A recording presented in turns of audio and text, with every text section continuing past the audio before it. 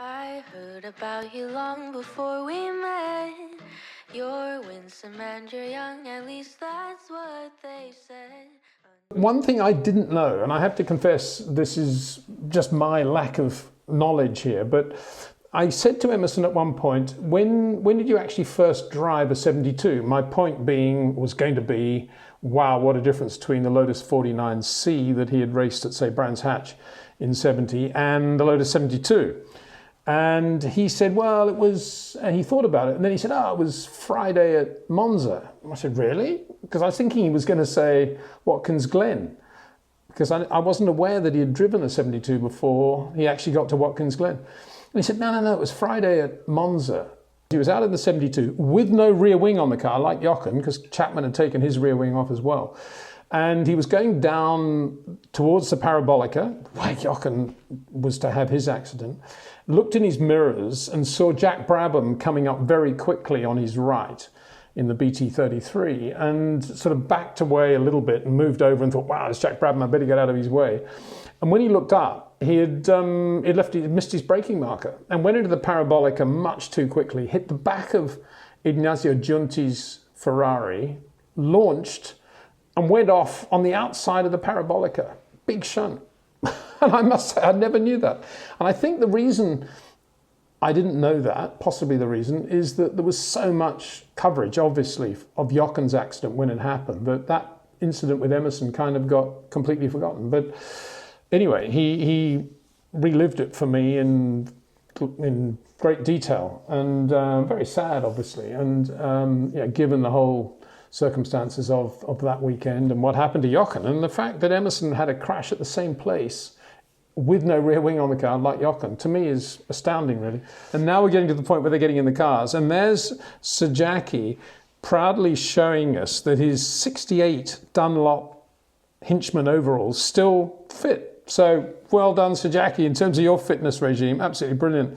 And I love the attention to detail with the mask and the cap. Very, very Jackie. And simultaneously, I bumped into Michael Cooper, son of John Cooper, and obviously Johnny Williams, son of Sir Frank Williams. So there we got two sons of very famous people. And equally, those two guys are both top men anyway.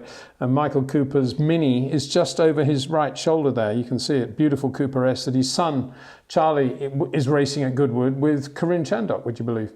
So yeah, that was very nice. And Johnny in a mega Buco helmet cap, which I'd never seen before. Excellent.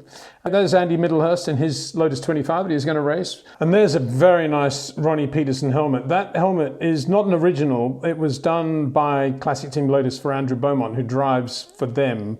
But he's a massive Ronnie Peterson fan, which is great to hear. And he actually used to date Ronnie's nanny, would you believe? So anyway, really nice to see the Ronnie helmet.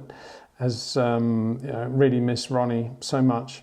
There's the marshalling area with everybody starting to get going, lots of noise. And Emerson, when the earlier the Formula One cars were out, Emerson rushed down to the chicane. I rushed down with him. Best place to watch, he said, and was doing lots of photography there. He loved Andy Middlehurst's Lotus 25 and was very impressed with Andy's speed through the chicane. And he was there with his young son, Emo, who's brilliant in karts. That was a shot of the rear high wing aerofoil of a Lotus 49B. Gives you some idea of the sort of downforce they have and how spindly the struts were.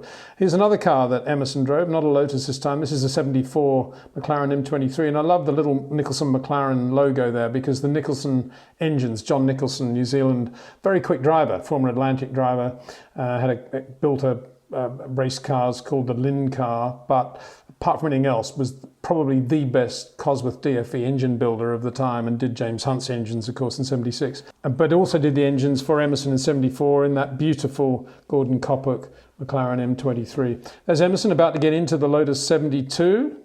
And with young Emo alongside him, who's loving every minute of it. But then we took a very quick walk up the marshalling area to another gorgeous racing car, the Brabham BT52-BMW. This is the car owned by BMW, and driving it is Nelson's son, Pedro Piquet, who very, very quick Formula 2 driver, Formula 3, Formula 2. Isn't having a great season with Charouz, but really good last year with Trident in GP3. I was a bit nervous coming into this one, because until the Thursday or the Wednesday before the weekend, he imagined that he was going to be driving the BT52 up the hill in the wet. But when he got to Goodwood and realised it was the racetrack, he felt a lot better. And he said in a straight line, he was just absolutely blown away by the power. And he was ringing his dad, Nelson, every day about it. He wasn't able to do much around corners because it's on rock-hard Avon tyres. But that's fairly fitting because Bernie Ecclestone owned Avon for a while as well. Anyway, there's Emerson and Pedro together and the boys catching up. There's Emerson now settling into the 72, getting his belts done. And here we are, there's Jackie at the other end of the marshalling area, pole position actually, in the Sterling Moss Lotus 18 with side panels removed. And there's a lovely close-up there of Jackie just about to put his hand on the gear lever and move things along. And he just looked superb in the car. There he is just after his run, driving the 18 back. Isn't it a gorgeous car, particularly from the back? And eyes lit up after the run. He loved it. He said that, he can just imagine what that car was like to drive around Monaco. And there's he and Emerson having a bit of a laugh with young Emo. I said to young Emo, actually I say young, he's 13. I said, what do you think of your dad in the Lotus 72? And he said, he was really slow. I said, Emerson, come on, what's wrong here? And he said, yeah, you drive the car tomorrow. Anyway, usual Brazilian stuff going on. So it's like listening to Wilson and Emerson having a chat. Anyway, that was that. I hope you enjoyed that. It was a lot of fun being at Goodwood. One of the things that was really impressive, I thought, was the rally stage, where they had one of the parts of the rally stage was to go through the very narrow tunnel to the other side, to the outside of the track, at high speed, obviously, which rally drivers are very good at doing.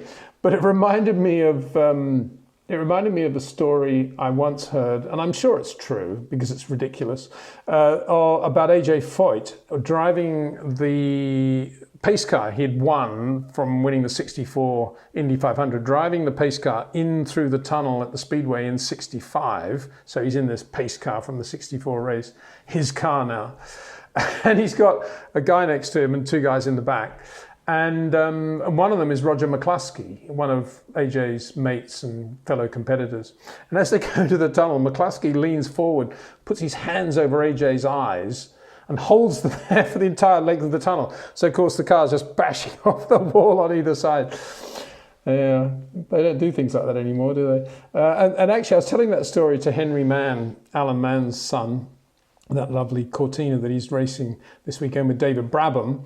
And he said, it reminds me of Frank Gardner. Apparently when he won the BTCC in 67 at Brands in the Alan Mann Falcon Sprint, after all the festivities and the prize giving and the trophy and the laurel wreath, he drove back into the Brands tunnel and got the Falcon Sprint stuck in the middle of the tunnel. I don't even want to think about how they got it out and the noise and the scrapes that might have probably did occur in getting that thing out. Presumably it was on the right-hand bit as it starts to go up the hill a bit. I can imagine how it would have been so difficult for a Falcon Sprint to have been driven through there. Oh, Frank Gardner, I really miss him too. Anyway, that was Speed Week at Goodwood. Just absolutely fabulous. Thank you to everybody for enabling it and allowing me to go, certainly. I really enjoyed it. And best of luck with everything else that's going on at Goodwood, and looking forward to 21 already, when we're hopefully going to be back with a proper festival and revival. Anyway, we have the Portuguese Grand Prix coming up this weekend. Can you believe that? Nice to be able to say that. The Portuguese Grand Prix. Not at Estoril, a circuit that I love, but another circuit, Portimao. According to Emerson Fittipaldi and to Emo, who's raced there, I think, in the car. And Emerson's certainly driven round there, and Pedro Piquet, who's raced there, I think, and plenty of others. It is just a spectacular, brilliant circuit on which to drive. So that's very good news, I think, for Formula One to be going there. Anyway, if you want more details about Portimao, I have another video out at the moment with Karun Chandok talking us through a lap and all his memories there, because he raced there for Ocean Racing Technology in the GP2 event in 2009. That's effectively for Tiago Monteiro. And he's got lots of nice things to say about Portimao as well. So if you want more information on the venue for the next round of the Formula One World Championship, it's on the YouTube channel here.